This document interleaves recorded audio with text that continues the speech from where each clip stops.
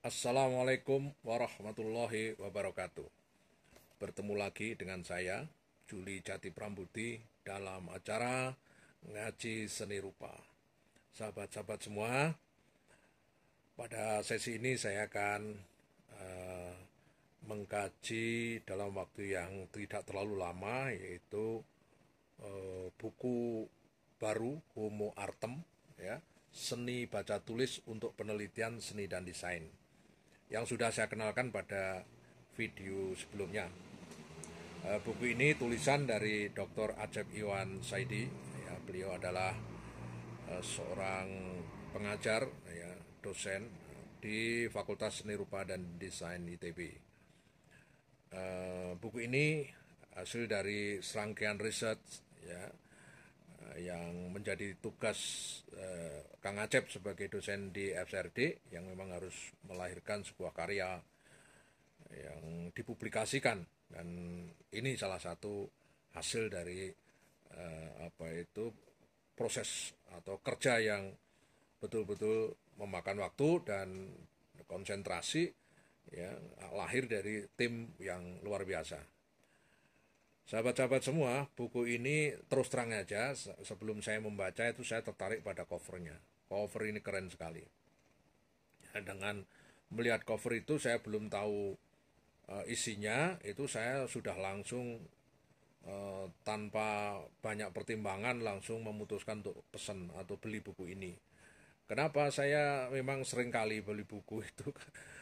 Kali pertama tertarik pada covernya itu banyak sekali, ya, dan kadang-kadang tidak relevan dengan bidang saya, tetapi karena saya tertarik pada desain covernya itu, ya, saya terpikat membeli bukunya. Syukur-syukur kalau memang itu bidang saya. Nah, ini pas bidang saya, sehingga saya langsung membaca habis dari halaman awal sampai halaman akhir buku ini.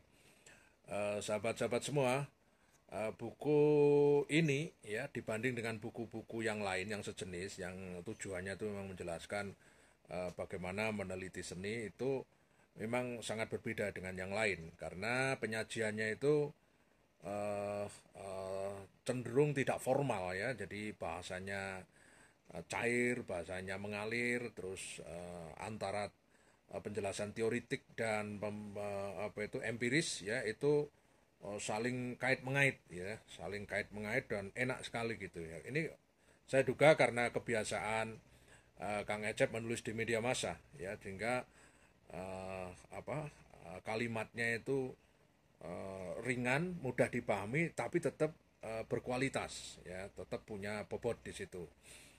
Nah, dengan demikian buku ini dibaca oleh siapapun, mulai dari orang yang baru belajar studi seni sampai ke tingkat katakanlah advance, itu sangat uh, memberikan cara atau perspektif yang berbeda dan mendapatkan pengalaman baru ketika membaca ini, ya.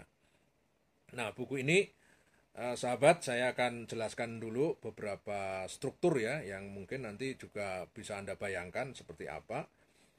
Yang pertama tentu buku ini dibuka dengan ini prakata dari penulis, ya, dan di situ Kang Acep menjelaskan asbabul nuzul buku ini, ya, sampai bocoran-bocoran mengenai siapa pembuat cover ini dan siapa yang menjuduli, yang memberikan nama Homo Artem, ya, itu siapa, itu dijelaskan di bagian awal. Nah, kemudian dibuka dengan pendahuluan, ya, yang juga sangat membantu langsung bisa membayangkan kira-kira dari depan sampai terakhir nanti akan bicara apa, ya. Karena di pendahuluan itu Kang Acep berusaha menjelaskan seni dan ilmu pengetahuan. Ini penting karena masih banyak anggapan bahwa seni itu bukan ilmu pengetahuan, bahkan seni itu seringkali dianggap apa, karena seringkali dianggap bukan ilmu, maka kemudian diperlakukan uh, agak sewenang-wenang oleh orang-orang yang tidak memahami tentang seni, ya. Karena seperti misalkan praktek kesenian, Ya, di bukunya Kang Acep itu ditegaskan bahwa praktek berkesenian itu sungguhnya praktek penelitian. Ya, dan sebaliknya praktek penelitian juga dalam praktek berkesenian. Nah, itu ada di dalam praktek berkesenian. Nah, kalau saya malah lebih tegas lagi bahwa seni itu melampaui dunia ilmu. Ya, seni itu melampaui dunia ilmu. Mengapa saya katakan begitu? Karena cara kerja dalam seni, ya, katakanlah berkesenian itu sudah par excellence. Ya, ilmu itu hanya sebagai modal, ilmu pengetahuan itu sebagai modal, ya, sebagai reason, hal-hal yang sifatnya konsep, ya, termasuk pengetahuan teknik, pengetahuan medium dan seterusnya itu, ya, kemudian itu dipahami, setelah itu baru dipraktekkan. Nah, di dalam mempraktekkan itu, ya, yang diandalkan bukan lagi ilmu sudah di situ, yaitu apa? Yaitu keterampilan teknis, imajinasi, kekuatan ekspresi, ya, ya, yang sadar dan tidak sadar, ya, antara dunia sadar dan dunia ketidaksadaran itu berbaur di dalam suatu proses berkesenian itu. Jadi proses seni itu memang di awal itu ada proses riset, yaitu proses berpikir, proses observasi. Ya, setelah observasi kan, proses observasi itu kan mengamati, mendata, mencatat, ya kan, bahkan sampai ke wawancara, ya, dengan apa itu, orang-orang yang dianggap membantu, ya, bisa menjelaskan gagasan atau fenomena yang diamati. Ya, dan seniman itu yang diamati bukan hanya hal-hal yang sifatnya fisik, ya, tetapi metafisik, ya. Jadi laku berkesenian itu sejak awal sampai hari ini pun juga ada dua itu, ya. Apalagi kalau orang-orang tradisi selalu ada dunia skala dan skala kata orang Bali. Ya, jadi dua itu tidak bisa dipisahkan. Kalau ilmu pengetahuan kan adanya hanya pengamatan di dunia yang fisik, ya, yang fenomena. Sementara kesenian itu membahas dunia noumena. Ya, juga bukan membahas, mengeksplor, menggali, ya, memunculkan, ya, membentuk, ya, ya, membentuk ulang, memahami dan mereformulasikan, ya, dunia dalam, noumena itu. Nah, itu yang bagi saya itu sudah melampaui ilmu pengetahuan. Dan ini sangat sangat apa itu ditekankan di dalam pendahuluan itu. Ya, kemudian yang berikutnya bab 2 itu seni membaca sebagai cara memberi makna. Seni membaca sebagai cara memberi makna. Nah, ini terutama untuk adik-adik mahasiswa. Jadi membaca itu bukan sekedar eh, apa itu menghafal konsep atau hanya menandai hal yang sifatnya penting, bukan itu.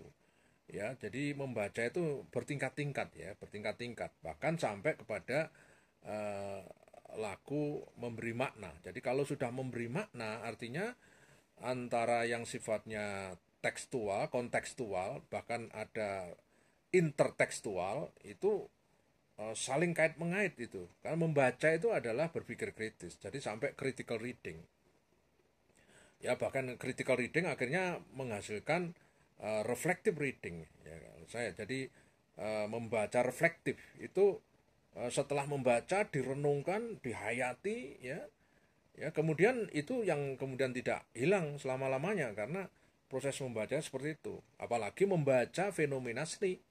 Ya, membaca fenomena seni bukan hanya hadir, datang, nonton, rekam, catat, wawancara, bukan itu, tetapi harus ada semacam proses partisipasi, partisipatoris, ya, menghayati, menyelami fenomena kesenian itu dari waktu ke waktu secara longitudinal, ya.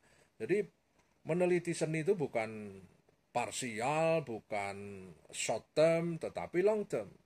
Jadi meneliti seni itu, apapun seni itu, ya, kalau ingin dipahami dengan baik, ya, itu memang harus menggunakan strategi yang sifatnya longitudinal. Jadi tidak bisa apa itu hanya sesaat gitu. Kemudian yang berikutnya, bagaimana juga dijelaskan membaca teori itu, ya, dan bahkan bagaimana cara menyajikan ulang teori setelah dibaca itu seperti apa, itu dalam buku ini dijelaskan. Kemudian bab 3 sahabat, itu seni meneliti seni, ya, dan desain dalam ranah penelitian objek. Jadi di sini seni di apa ya, diletakkan dalam objek ontologis, ya, objek ontologis. Nah, ketika kita melihat ada objek ontologis, artefak seni, maka kemudian kita harus juga memahami state of the art-nya, ya. Apa yang sesungguhnya, substansi apa yang ingin sebenarnya kita pahami dari seni itu. Seringkali ketika kita meneliti seni itu kita kebingungan melihat state of the arts-nya itu. Jadi hakikat dari apa yang kita lihat itu sesungguhnya apa? Karena seni itu kan sangat kompleks, ya. Seni itu multi kompleks, ya. Karena dia berelasi dari dunia yang sifatnya apa itu konseptual, abstrak, sampai ke yang apa itu konkret, ya, yang material, ya, yang metafisik sampai ke yang fisik. Nah, itu yang rumitnya seni di situ dibanding dengan ilmu pengetahuan. Karena itu saya selalu mengatakan seni itu melampaui ilmu, ya, seni itu melampaui ilmu, maka penilaiannya juga berbeda dengan penilaian ilmu pengetahuan yang non seni, ya.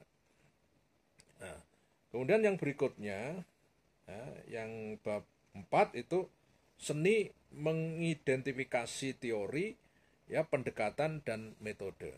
Jadi mengidentifikasi teori, pendekatan dan metode pun dikatakan di sini seni. Ya, seni itu artinya ya tidak melulu keterlibatan rasionalitas yang kita gunakan, tetapi juga emosi, fantasi, imajinasi, ya, di dalam kita memahami teori-teori itu tidak melulu dipahami secara rasional. Karena kalau sudah ngomong teori, itu bayangan kita itu selalu konsep yang sifatnya rasional. Teori-teori seni itu sebenarnya berasal dari praktek, ya, praktek berkesenian. Kemudian dari praktek itu dilihat apa itu kecenderungannya secara umum, lalu kemudian baru dibakukan, ya, teori-teori itu. Jadi